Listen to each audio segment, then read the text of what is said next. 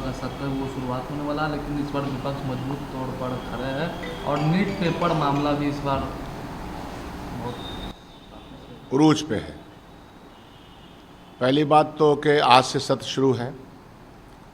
हालांकि जनता ने माननीय प्रधानमंत्री जी को हरा दिया है, आसानी से नहीं निकले हैं। यहाँ बड़ी मशक्क़त करनी पड़ी है। 8-10 राउंड तक तो पीछे ही थे बनारस में।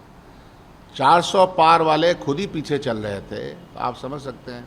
मैंने अपने वक्तव्य में पहले भी कहा है कि तंत्र विद्या से एन के प्रकार यह मौजूदा सरकार फिर बनाना चाहेगी, क्योंकि गुनाह अजीम कर चुके हैं ये लोग। पापों का घड़ा इनका भरा हुआ है और इसीलिए ये सरकार बचाना चाहते थे। खैर, सरकार बच गई, जनता ने दे दिया।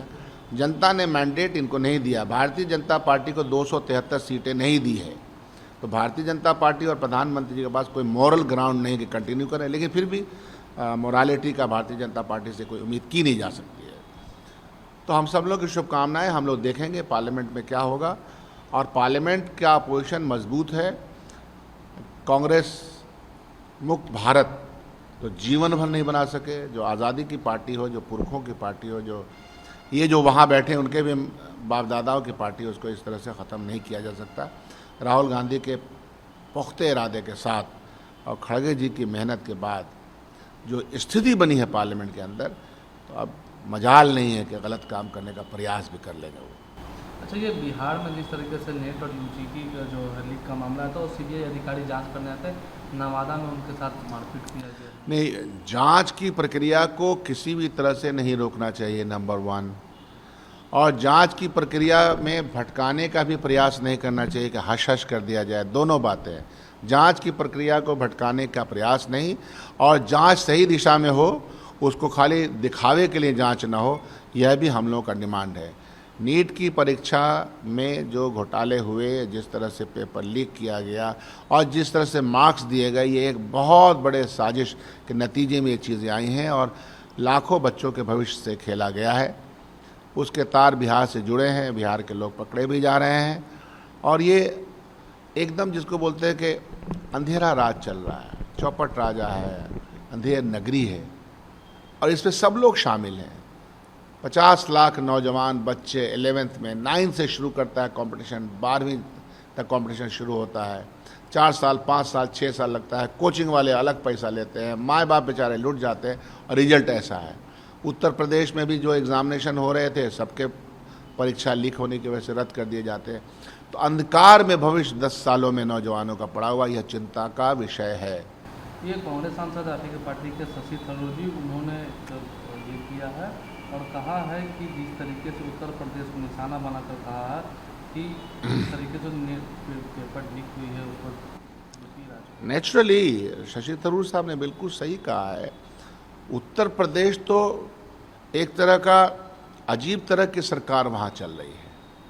मन मर्जी की सरकार, मन मर्जी, मन मौजी की सरकार, बिना वारंट के घर ढा देना है, जो मर्जी चाहिए वो कर देना है, तो वहाँ चल रहा है। और उत्तर प्रदेश में लॉ एंड ऑर्डर से लेकर के संवैधानिक प्रक्रिया का इस्तेमाल नहीं होता है। और पिछले दिनों नौजवानों के भविष्य के साथ उत्तर प्रदेश में जितना बड़ा खेल हुआ आपके और हमारे सामने चुनाव के पहले, लाखों बच्चों का भविष्य वहाँ भी अंधकार में चला गया। तैयारी करते अग्निवीर की योजना में जिस तरह से हुआ, और जो अग्निवीर की योजना लाई गई उत्तर प्रदेश में, उन इलाकों से हमको कुछ लोगों से पता चला, उन इलाकों से जहाँ अग्निवीर में या जहाँ फौज की तैयारी लोग करते हैं हमारे देशवासी के नौजवान बच्चे, उन एरिया से भाजपा साफ हो गई। गलत योजना लाइएगा तो कभी न कभी परिणाम भुगतना ही पड़ेगा। अब तो पार्टी के राष्ट्रीय अध्यक्ष खड़गे जी, उन्होंने एक ट्वीट किया और कहा है कि नीट घोटाले में जिम्मेवार मोदी सरकार के शीर्ष अधिकारी के दरवाजे पर रुकती है। नौकरशाह में फेरबदल करना भाजपा द्वारा बर्बाद की गई शिक्षा प्रणाली की समस्या का समाधान। एकदम सही है। नौकरशाहों के माध्यम से एक सिस्टम चला आ रहा है, उस सिस्टम को फॉलो नहीं कीजिएगा। एडवेंचरिज्म, नौकरशाही भी एडवेंचरिज्म नहीं है कि हमारा मन करेगा मन मर्जी के मुताबिक एडमिनिस्ट्रेशन को करेंगे। एडमिनिस्ट्रेशन का रिफॉर्म का भी एक प्रक्रिया होता है, तो कुछ अपनाया नहीं गया।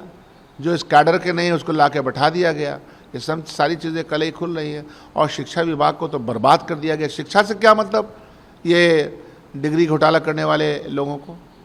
ये दिल्ली के मुख्यमंत्री अरविंद केजरीवाल उनकी जो अमानत रोक गई है तो वो शीर्ष पर वो नहीं, जाहिर सी बात है कि हमारी एक कानूनी प्रक्रिया है।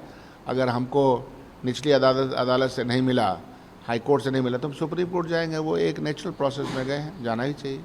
राहुल गांधी ने वायनाड को लेकर एक भावनात्मक नोट कहा है कि जब मुझे दिन दुर्व्यवहार का सामना करना पड़ा था तो आपके बिना शर्त प्यार ने मेरी रक्षा की थी।